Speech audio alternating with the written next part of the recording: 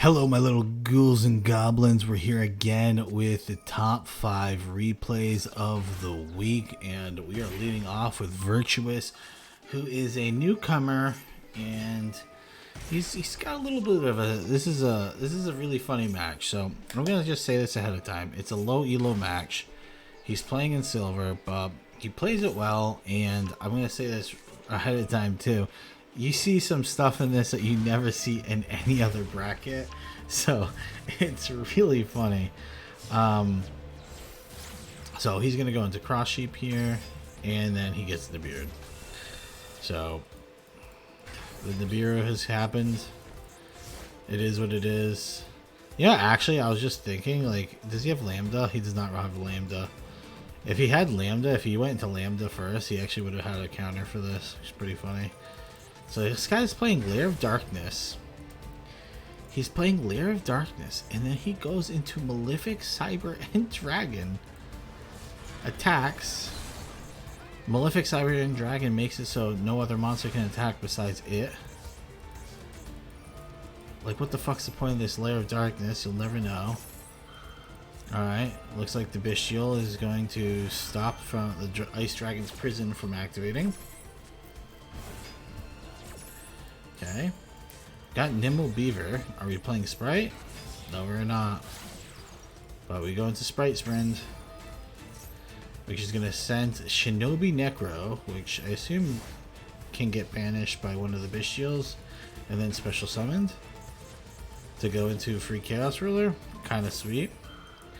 Again, I'm kind of perplexed. He tributes to the Nibiru. I mean, he could have just used the Lair of Darkness to tribute one of these cards? Question mark. Little strange. And then he is going to special summon Alice and go into Verte. Goes into a Super Poly, into Predaplant, whatever the hell this is. And you might be saying it's all over. Well, no, because Malefic, Cyber, and Dragon still prevents his other cards from attacking. Also, kind of confused why this isn't summoning anything. Unless he's choosing no? I get so confused by these. But now we go into Chaos Ruler, and this is a sick interaction. So he goes into Chaos Ruler, and he's able to activate Psyframe because the way this card reads, it acts as a Solemn Judgment. So when a card's getting negated, like this, when they're negating the summon, it acts as the card's not on the field yet because it hasn't hit the field yet. So since it hasn't hit the field, even though we're seeing it on the field, you're able to use Gamma. So he's going to be able to Gamma this. Kind of cool interaction in my opinion. Pop goes the Weasel. And then boom. Boom goes the Dynamite. Bye bye. And then we get Nibiru again. Well, you just can't keep getting away with it. G's Rum did nothing. We're still getting the activation though, at least. Has to count for something, right? He has 600 life points. Can we come back here? Alright. Activates. Foxy Tune is here. Grabs Assault Synchron, which would take 700, so you can't play that. If you tried to special summon it. And then we go into a Pep. 100 life point Pep. I actually lied. It's not 100 life point Pep because I'm pretty positive, if I remember correctly, he is going to summon Zeamin, and then he uses Destrudo's effect, so he's at 50 life points. Isn't that crazy? Well, that's number 5 of the week. I thought it was a pretty sweet and interesting because you normally don't see shit like this happening in any other bracket. So let's go to the next one. Hello, we have game of the week number 4, and we have Fortunato versus Cagnok, and he is playing against Sprite, and he's going second. His opening hand's actually not too bad, but it looks like this Sprite player has pretty much everything. The only thing that he doesn't have is, it obviously would have been probably more ideal for him to have Swamp Frog instead of this Ronin Toad, but And it looks like Magma or Pizza Hut's gonna get negated. Yikes. Fortunato's not gonna like this. If you guys didn't know, Fortunato has appeared on many replays before. Some would say he's one of the top dogs, yo. Alright, there's the Swap Frog. Comes Rotom back. Alright, Melfi of the Forest. Damn, that's a high win rate for Melfi of the Forest. Probably just because it's played in Sprite. Sprite's like really good right now. He's gonna have to set up. So he grabs the Sprite Elf. And then he sets up this. Okay. Could have been worse. Could have been worse. He activates Carrot Negate. Okay. Could have been worse because he could have gone into like he's not going to be able to go into. He doesn't have IP. I feel like he could have done it. I feel like this was kind of greedy. Maybe it was like PTSD with like not having Carrot available. All right, so Diviner comes out. Doesn't negate.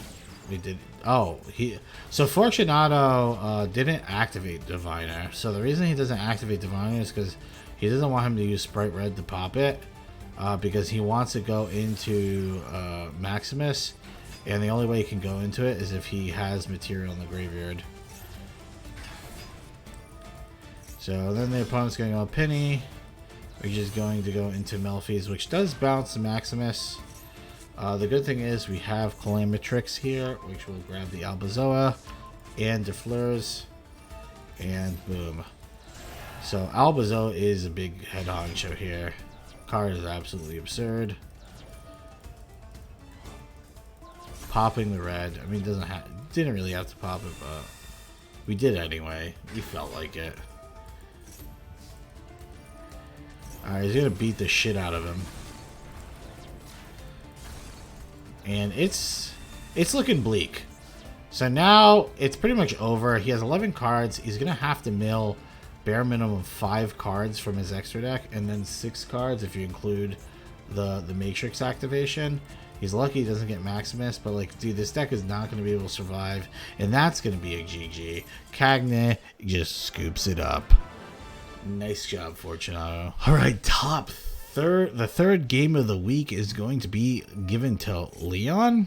It's actually going to be almost like Leon Watan, because this is a duel between people in the Discord. Watan is someone else, one of the mods in the Discord, and this is going to be pretty funny. So Watan likes to cook. You know, he likes to cook, and he loves prank kids.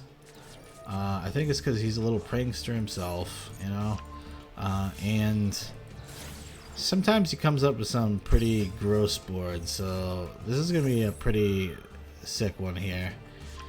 So he looks like he's just doing some regular prank kids play, but I'm telling you right now, this shit gets disturbing. It gets disturbing real fast. Alright, so he's going to activate the Doodle Doo, add them both to hand. You're wondering why he hasn't activated Right at all? We might ask ourselves the same question. There's a Bujika. Okay.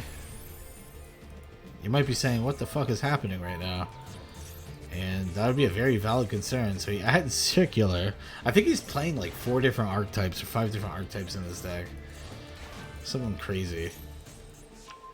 So Mathematics, Super Factorial. See, I have a problem with his end board though. You guys are going to end up seeing it. So he goes in Link Spider. Goes into Verte. I have one problem with his end board. Goes into Lambda, which is going to go crazy with Lambda. So the problem I have with the end board is if he uses Gamma at all, he's just not going to have space to use Super Factorial, right?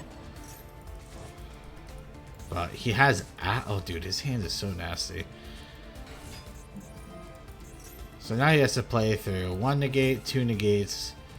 So 2 negates because Gamma's not once per turn. Just throwing it out there. So 2 negates, super factorial, and an imperm, and a pop. Pretty good. So Chicken Game's gonna activate, Upstart Goblin. I mean, this is all fine, right? He's gonna activate, he's gonna pop. If you guys are wondering how he activates this twice per turn, he just pops the driver. Because you can summon with Gamma's effect, you can summon from graveyard, so this is pretty gross. I mean, this gets negated. He negates the triple tactics.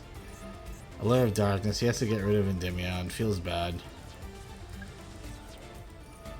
Plays Institution. I mean, this guy's not even going to have to activate Super Factorial.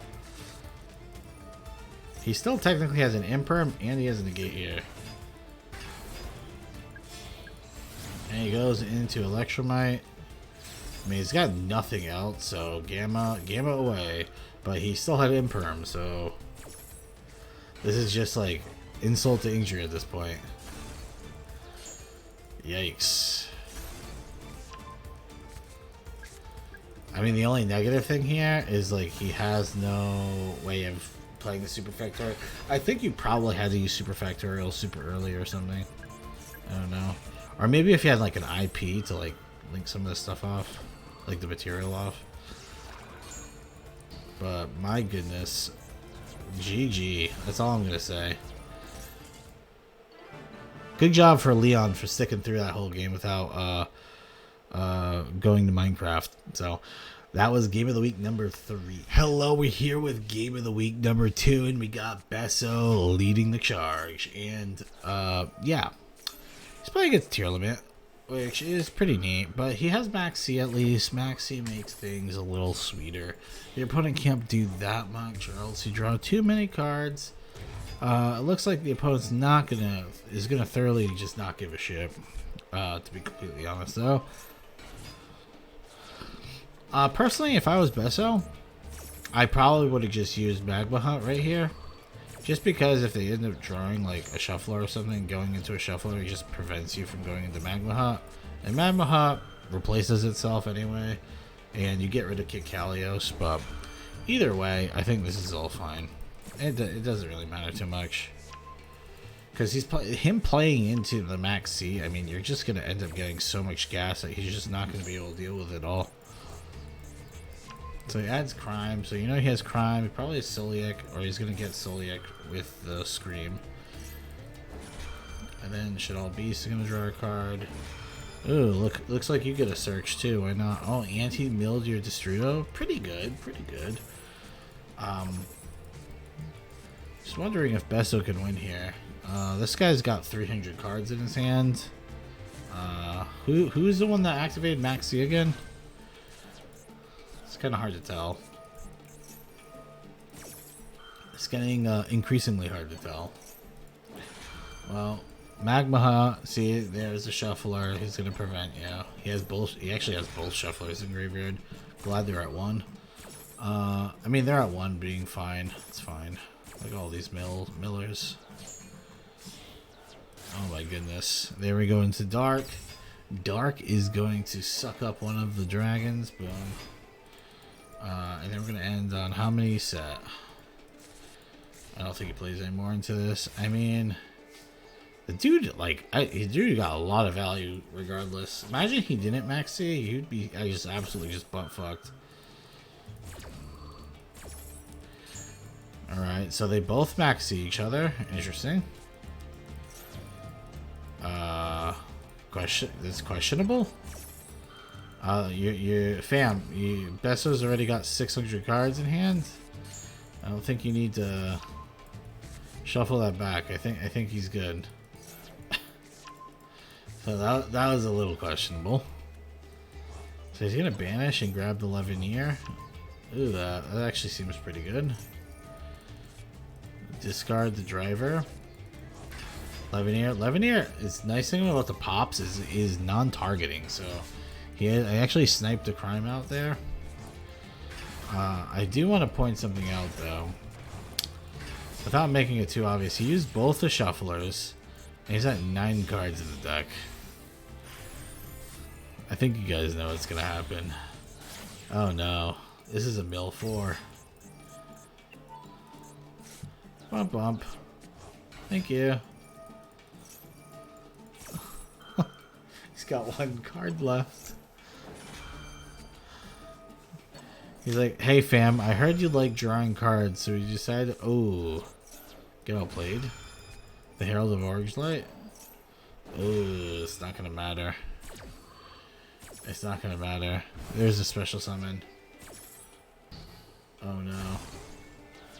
It's all over.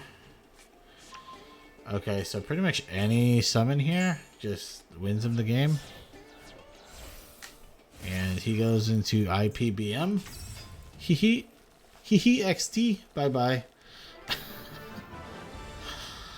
You gotta love it. You gotta love it. Let's go to number 1. Hello all, we're here with number 1 play of the week. And we got Mommy Milkers, aka Randy, in the Discord. And he's playing a deck that is pretty AIDS. So he's playing Despots. So you might be saying, wow, that sounds like shit.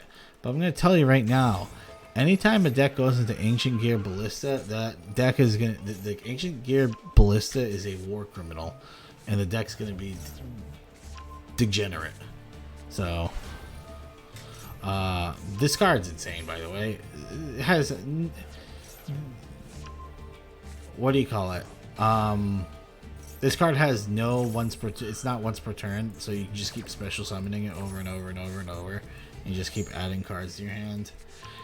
And, you're gonna laugh... Actually, he's playing against stun, so I guess this guy actually deserved it. I've never seen... I do kind of feel bad because there's a lightning vortex, which means this guy's a brokey. It's kind of rough. So yeah, I don't know if you guys have ever read this field spell. Oh, let's just see it in action first. Let's just watch it in action first, guys.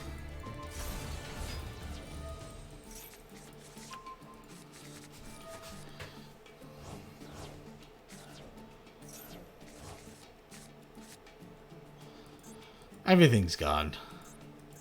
Why does the opponent have nothing now? So now the opponent has to deal with the Sprite Elf, a Notoria Beast, and 002. And another 002 in the graveyard, which you can bring back and grab another Despot. All because this card, you can banish 9 Despots with different names from your field or graveyard, and shuffle all the cards back from your hand and graveyard into the deck. So... There's another reason why we picked this as the top play of the week. And the reasoning why is the opponent ends up giving Randy the we call it the Fat Zoid special. It's when you AFK and you time limit your opponent. So that's just hilarious because that just means the guy's tilted and he's like, you know what, fuck you, I'm gonna do this. So I hope you guys enjoyed that. If you guys want to be featured in the next top 5 plays of the week, make sure you join the Discord, links down below, and submit your own replay and we will review it and see if you end up showing up on the next one. All right, goodbye.